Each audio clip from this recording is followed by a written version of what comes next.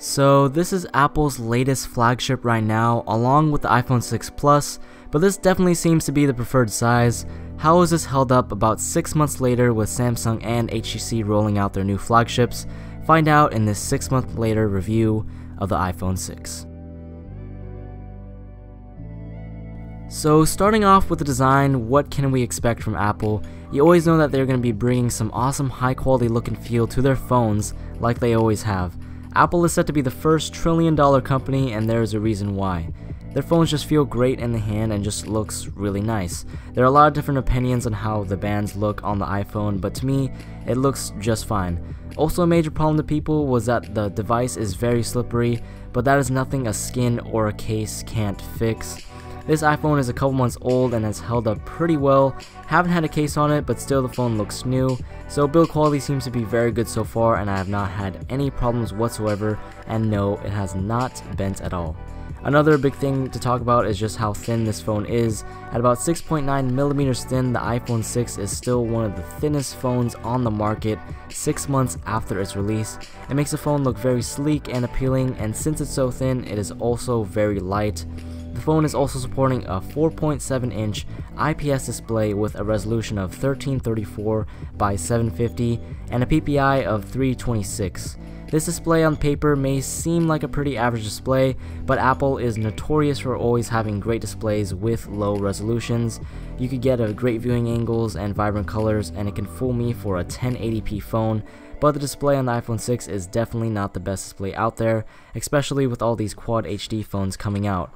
A big design flaw by Apple is that protruding camera on the back of the iPhone 6.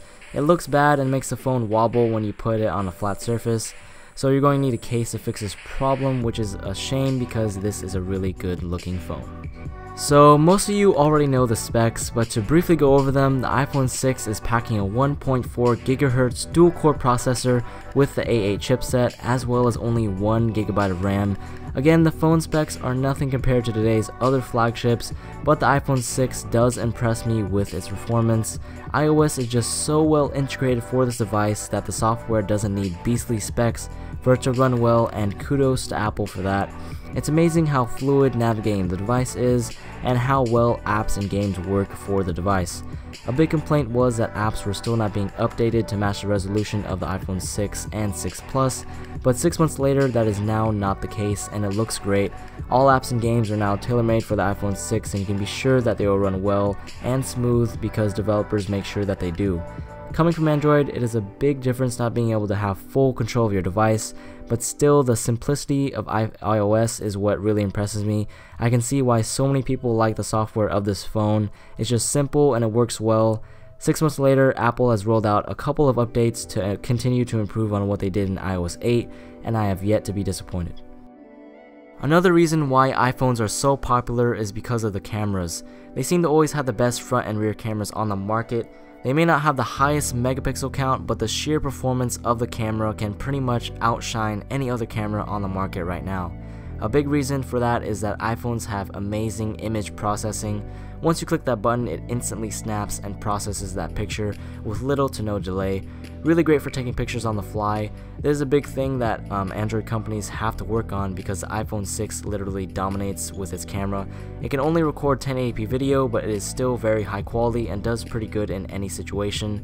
The slow-mo feature is also pretty popular among users, and now the camera is able to capture 720p video at 240 FPS, which allows you to create some really cool shots. But enough with the camera, since you probably already know all of its capabilities by now. So the battery life of the iPhone 6 may be one of the weaker points of the phone, considering the fact that it only has a 1810 mAh battery. As usual, it is also non-removable, so you won't be able to replace the battery, but still you should be able to get a full day with moderate usage. Anyways, thanks for watching this 6 month later review of the iPhone 6. If you liked the video, please make sure to hit that like button as well as subscribe.